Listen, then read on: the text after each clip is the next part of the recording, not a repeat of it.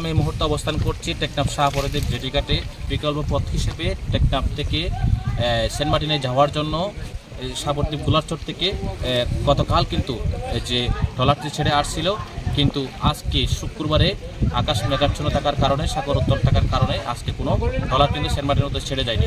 কেন আজকে যেতে পারেনি আমরা একজন মাঝের থেকে একটু জানাবো।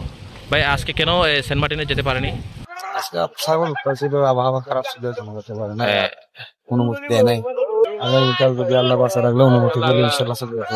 8:30 মধ্যে চলে যাবে, 2টা ট্রলার ধরে। আমাদের যা খাদ্যপণ্য প্রয়োজন আছে, চাউল, ডাল, ডিম, সবজি, আলু, পেঁয়াজ, তেল সব কিছু নিছি। মোটামুটি আমরা যে মাল নিছি এটা দিয়ে আমাদের প্রায় 2-5 দিন চলে যাবে। একটা নিয়ম আছে যে ট্রলার কালকে গোলাপচর হয়ে যাবে, ওইটা জোয়ার নিয়ে যেতে হবে। বাটা নিয়ে গেলে সমস্যা হতে পারে এটা। আর মাঝি যারা আছে, এটা অভিজ্ঞ মাঝি, তারা ইনশাল্লাহ আশা করি আমরা অসুবিধা হবে না।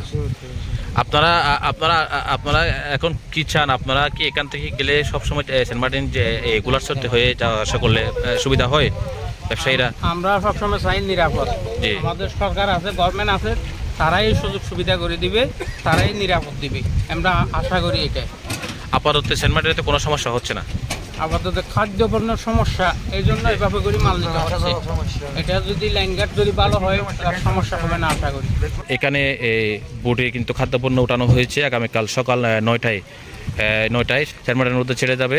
ওনাদের খাদ্যপণ্যের সমস্যা ছিল, প্রতিদিন কিন্তু বোট যাতায়াত করতে পারছে না, সেটার জন্য ওনারা ব্যবসায়ীরা কিন্তু সমস্যা ছিল।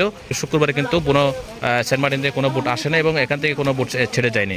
আগামীকাল শনিবার সকাল 9টায় সেন্ট মার্টিনের উদ্দেশ্যে দুটি ট্রলার ছেড়ে যাবে, সেটা কিন্তু আমাদেরকে জানিয়েছেন। আমরা দেখতে পাচ্ছি এখানে খাদ্যপণ্য রয়েছে, ডিম, গ্যাসের ট্যাঙ্কি রয়েছে, এখানে এনার্জি ড্রিঙ্ক রয়েছে, এখানে অনেক ধরনের আরও খাদ্যপণ্য রয়েছে। দুটি ট্রলারে কিন্তু মালামাল কিন্তু লোড করা হচ্ছে। আমরা দেখতে পাচ্ছি টমটম যুগে মালামালগুলো, অনেক মালামাল নিয়ে আসা হচ্ছে শাহপরাদীপ জেটি থেকে। যে মালামালগুলো ওঠানো হচ্ছে সেন্ট মার্টিনে নিয়ে যাওয়ার জন্য। দর্শক, এই ছিল আমার কাছে সর্বশেষ আপডেট।